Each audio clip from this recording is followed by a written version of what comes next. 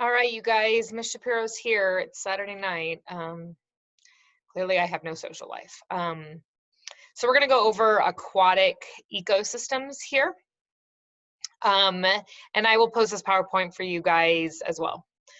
So let's just do a really fast review. That a biome is a region of the globe that shares similar characteristics, usually in terms of temperature and precipitation. That means that they have similar decomposition levels, which contributes to having similar soil, and therefore they have similar flora, or the plant communities, and therefore fauna, the animal communities. In the water, these are areas that share the same amount of light availability, temperature, depth, currents and tides, and salinity, DO, things like that. So there's a couple of major aquatic biomes that we want to talk about. The first one is a freshwater. So these are streams and rivers. And we see that a river has three sections. It has a source zone where it starts. So for us, like Rocky Mountains, think like the streams that you find high up in the mountains. After that, we see that it has a transition zone where it starts to meander more. The DO, or the dissolved oxygen levels, are very high in the source zone. They begin to lower as you move into the transition zone, and they get the lowest in the floodplains. Note the other characteristics about NPP. We see that there's not a lot of nutrients in the source zone, so there's not a lot of algal growth. But as we move towards the floodplain, there's high amounts of nutrients. As the water moves, it picks up nutrients from the soil, things run off. And so as nutrients go up, plants go up, like algae, phytoplankton, therefore NPP goes up. We see that this is a lotic. Lotic means flowing system. We can talk a little bit about a watershed. A watershed is like a drainage basin. It's all of the area where a water system, like a river system, is going to drain into a single river. So for example, if you were to Google the Mississippi watershed, you would see all of the streams and tributaries that contribute to the Mississippi River. After that, we have what we call letic systems. These are ponds and lakes. They're not flowing. We have three different types of letic systems. We have oligotrophic lakes. These are new lakes high up in the mountains. They typically have very steep banks, not a lot of nutrients, so you can think that NPP is very low. They're very clear.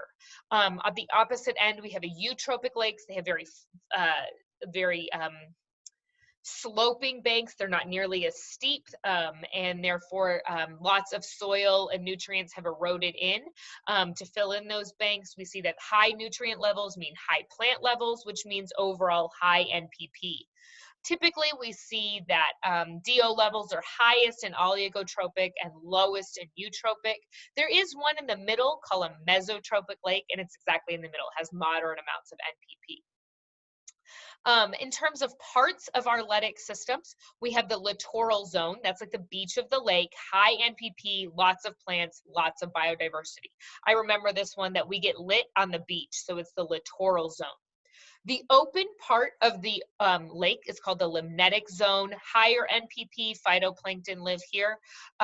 When I say higher, it's less than the littoral, but more than what we're going to see at the bottom. We see algae here, but it's photic. And so that means that it has light, P-H-O-T-I-C, photic. In the middle, we have the profundal zone, not a lot of nutrients, not a lot of plants, not a lot of light. The bottom is the benthic zone. There's no light there, but we see biodiversity is high. We see lots of scavengers and decomposers here, things like crawfish or shrimp, lobsters, catfish live here. It's very, very nutrient high, but there's not a lot of dissolved oxygen. And so what we see happen is actually in the fall and the spring, we have a turnover where it has to do with the changes in water, but eventually the stuff from the top, which is oxygen rich but nutrient poor, moves to the bottom, and the nutrient rich water moves to the top. Maybe if you've ever been to a lake at this time of year in the fall or the spring, you notice the smell as the decomposing stuff with all the nutrients moves to the top.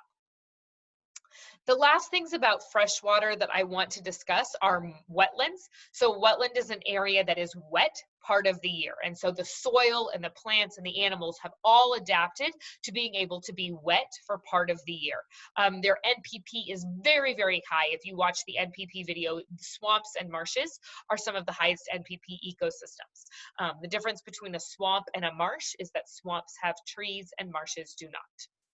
But we see that these are usually nurseries, so we see lots of spawning, lots of babies being born around here, really high biodiversity, high NPP. They're also prone to human destruction, and we'll talk more about that later this semester.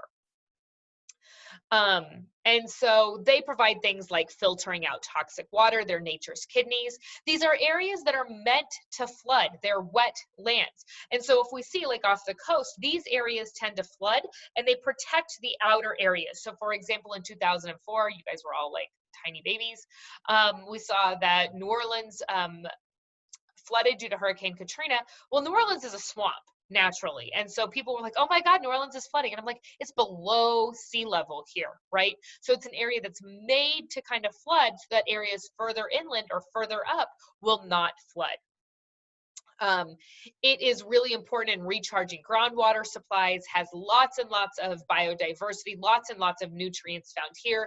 Humans typically drain these areas and use them for agriculture. We see that areas like this are really good for growing rice or really good for growing cranberries.